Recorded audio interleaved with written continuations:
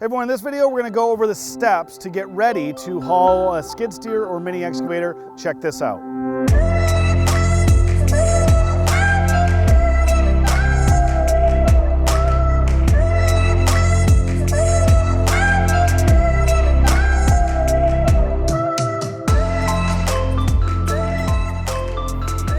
Hey everyone, today we're going to go over getting ready to haul a skid steer or mini excavator.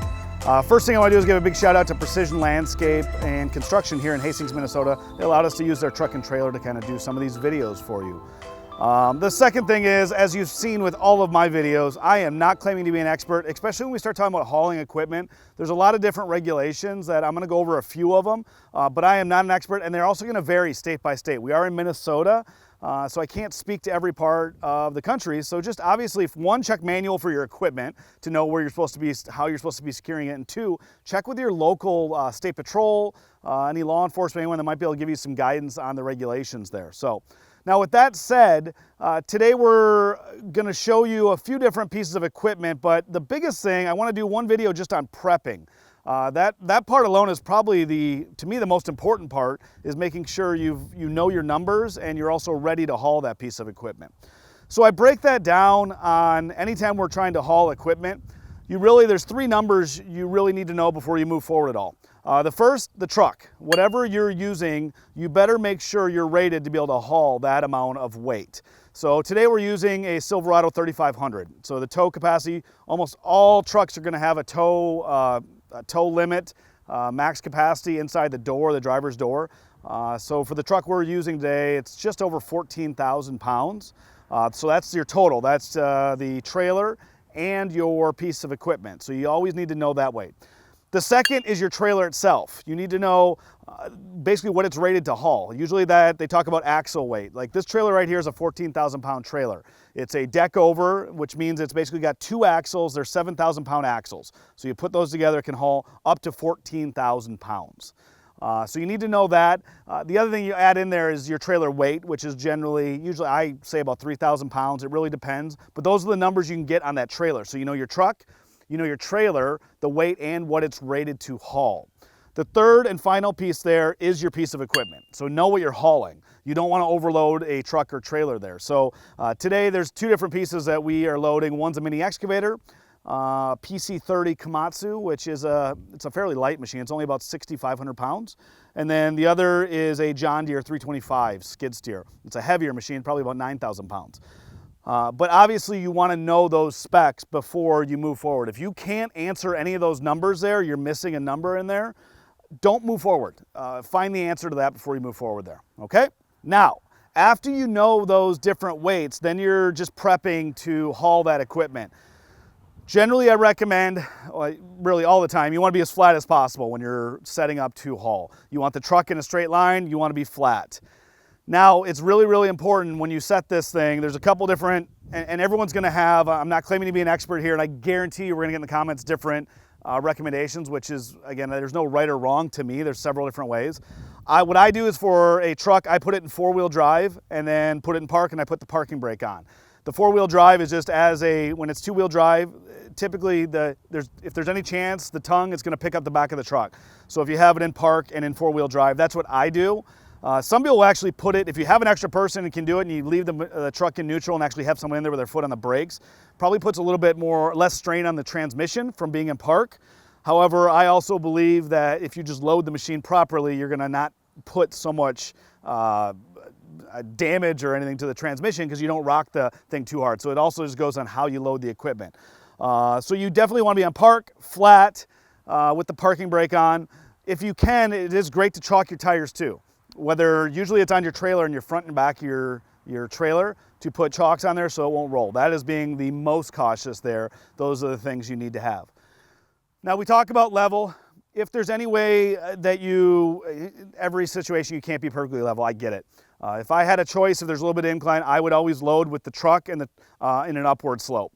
That way you'll notice when you load these things, there's plenty of videos out there, is as you put that downward pressure on the back of the trailer, it's gonna basically start picking up the back of the truck.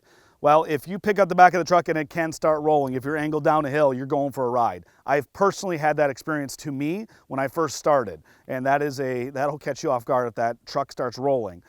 So the other way is if you have it, if you can do it so the truck is actually uphill, there's really nowhere to roll because generally it's gonna be tough to roll backwards because the ramps and everything are angled down into the ground there, and that downward pressure from your machine is also on the back of the trailer. So it's gonna be really hard to roll backwards. So if you have a preference, I mean, level is your number one. The second would be having that truck incline just a little bit. So that's how you're gonna have your vehicle parked to haul. Okay, so we've talked about the weights. We've got how to park and set up your truck and trailer. And then the next piece is prepping your machine and your trailer. And what I mean by that is make sure you have a clean machine. If you've ever driven on the road behind a piece of heavy equipment, you get frustrated when stuff comes falling off of that. So make sure you clean off your machine the best you can. You don't want to have a lot of dirt, clumps, whatever junk is in the tracks on those machines. You want to have your bed pretty well swept off so it doesn't have a lot of debris on top of your trailer bed as well. You want to not take chances with stuff coming off of the trailer when you're driving. And then finally, we're going to talk about how we're actually securing the load to the trailer. Now, I'm going to show you a few different examples here. Now, again, I'm going to say there is no right or wrong reason. I know we're going to get comments below.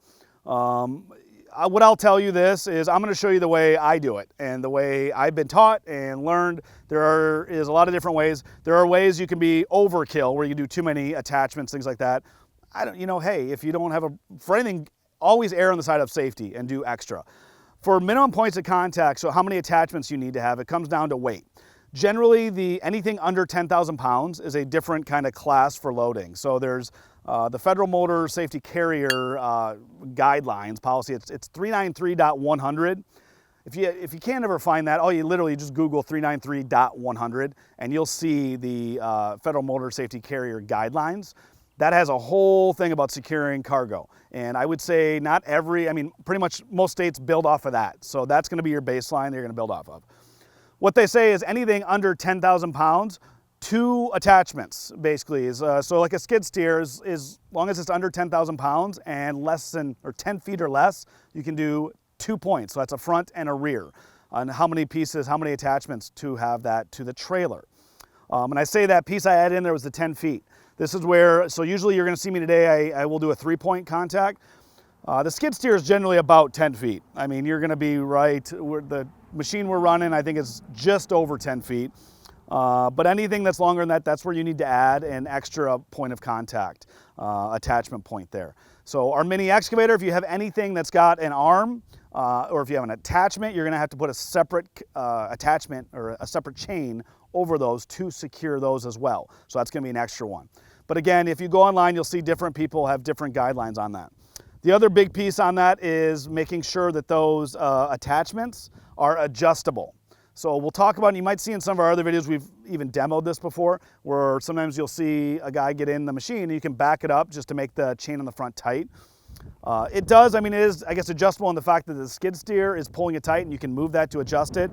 I'm not sure that would qualify under if you ever got a trooper or someone that wanted to actually look into it, if they wanted to kind of challenge you on that. So usually it means an adjustable, something a driver can get out while traveling on the interstate. They can stop and they can just adjust it. That's typically what the DOT guidelines are going to say on that. And then the final piece is the chains, the things we're actually attaching that piece of equipment to the trailer. So typically it's always going to be chain. They have straps. Straps are very rarely going to be used for heavy equipment unless, actually I can't. Maybe if you had a set of forks, something separately, generally it's going to be chain. Now with the chain itself, you generally want transport chain. So almost all chain, it's usually 3/8 is going to be the size. And they're going to be marked. There's a G7, it's called a transport chain. And when you're buying chain, you'll see that. It's called transport. That's the qualification that gives it the rating high enough to haul with it. And you can use less chain, but you'll see, even if you go to the 393.100, there's different basically load limits they're going to give you for the chain. And if you had never know, you can actually look on a piece of chain. It'll say 7. Usually it'll be stamped on there. Definitely, I can see it on the hook here. It'll say this is actually G8. So you want to see, I can see on this one says G70.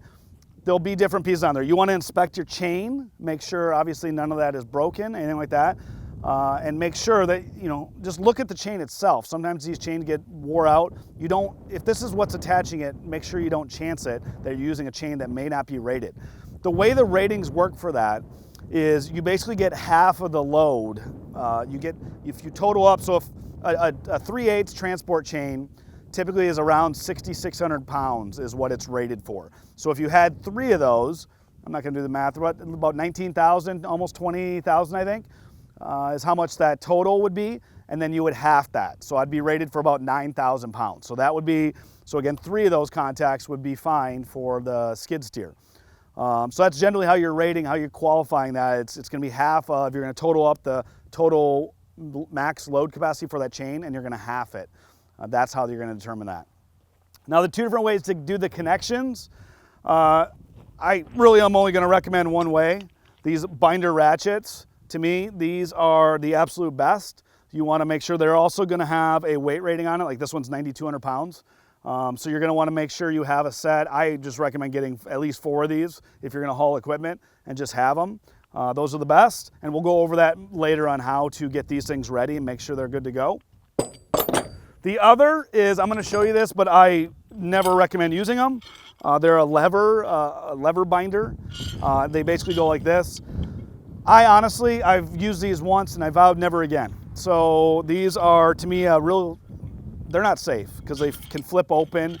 For these, you have to, and actually a state guy told me you can't put a pipe on these to tighten them. So I'm not sure if that's accurate, but usually what you're gonna see is a pole that they're gonna put on it to crank this thing tight, to get that much pressure on it. But that means these things are under a lot of, you know, that pressure's in there. So when you try and release these, I've seen videos of these things popping back into guys, and you're gonna break a rib or something depending on how you're doing that. So this is another set. You'll see them out there. I don't recommend it. I'm not gonna go over them much today. So after that, now we've got the chains, we know the attachments, just making sure your trailer, we've talked about making sure it was swept, but then making sure we have all the attachment points, like where we're gonna go to on the pockets, things like that. Now, if we know on the trailer, like this trailer, these deck over trailers I have here has got a ton of different attachment points, so it's really easy. You may or may not be that fortunate, but this trailer I know I've got plenty of flexibility in. But now let's go look at the equipment. Okay, the final piece is the actual piece of equipment, just knowing where you're gonna tie down on it. Again, this is where I definitely recommend reading the manual on the piece of equipment to know. So we have a John Deere 325 skid here. The best point, usually what you're gonna do is you're gonna see an image and it's gonna show, the manufacturer's gonna put a symbol on there. You know, if it's an older machine, it's probably worn off or the decal's not there. But typically on these skids, there's an attachment point right under the base. This one you can't see as well, but we'll zoom in and we'll show you a piece of that underneath. The other place I've seen these skids attached is this handle up here, which you'll see these guys when they haul it, you can see it all scratched up. That's how you're a good indicator that's where they're attaching. For all I know, I've hauled that way too, and I believe that's perfectly allowed as far as what John Deere would say, but that could be another one someone could chime in if they know. This is one of those things where you want to refer to the manual, but knowing that. And then if you look around the back here, these are generally, you're gonna see a decal, something like this, that's gonna indicate that's your securement point. So we've got one, there's two on one on each corner here on this John Deere. Sometimes you'll see them underneath the machine. It's really, actually I prefer them to be under the machine just because it doesn't pull the chain tight in front of this, but there's different options there. So that's the John Deere has that. Komatsu is very, I mean, it's a pretty universal symbol here, but you'll see Komatsu has them down here. So there's this mini excavator actually has several different attachment points. These, and then there are on the inside back here, this is for crossing. So they're on the inside. This is actually a preferred way when we talk about attaching mini, which we'll do another video on that, is crisscrossing. The problem I don't like about these on the Komatsu is these holes aren't big enough for a standard 3/8 a hook in there. So sometimes it might, depending on the machine, you might not have options on what you can fit a chain through or not, but that's good. And then we'll go to the front. And we'll see the blade. So we've got connections there. Again, this is considered part of the machine. It's attached to it. So that's why you'll see these connection points up front. It does have the ones on the inside of the blade there if this wasn't on there, but it is kind of difficult to get in there. So usually I just attach to the blade itself If you have an option where you can get into the inside of the tracks there, obviously I think that's even more secure, but you're not always going to have those options. And then you're going to have one that's going to go across. Sometimes there's a specific place so your bucket on a excavator, that arm does need to be secured separately. So you got to find a place. Usually when you see our video, we're just going to go over, put it right over the bucket and chaining that down, but there could be some different attachment points there as well. Okay, and then while we're at the back of the trailer here, obviously do an inspection on your trailer. This one's, we got a deck over with a dovetail here, and then these ramps right here, you want to make sure these are nice and secure. These are usually the dovetail itself and the ramps take the biggest hit on that force when the machine's coming on. So you want to inspect those. If you don't have, so a lot of machines, if you don't have a trailer like this, you may not have the steps that are basically holding this up. I do recommend you either they'll have jacks on some of your lower decks where you can actually crank this down to have jacks underneath there. To me, it's extremely important to have something underneath. I even had an older trailer, a car hauler, that I would put blocks. I had a big block that I put under there. If you don't, what happens is when you put that 8,000 pounds in the back here, this is where it's gonna basically pitch up and pick up the back of your truck. So that's why it's always important that you have something down there. And then the second piece of that is after you load the equipment, put those up before you start chaining, just because they could be still holding that up. So when you're trying to assess where your machine is on that trailer, you may not actually be accurate because the jacks may be still touching the ground and putting some of that. So that would be the final piece. Okay, everyone, so that was just the prep. So again, we'll have separate videos here linked about how to actually load and unload a skid steer and mini excavator. But I thought it was really important to go over the prep. If you guys have any tips or tricks, please share them below. We'd love to hear your comments. Thanks a lot, and we'll see you in the next one.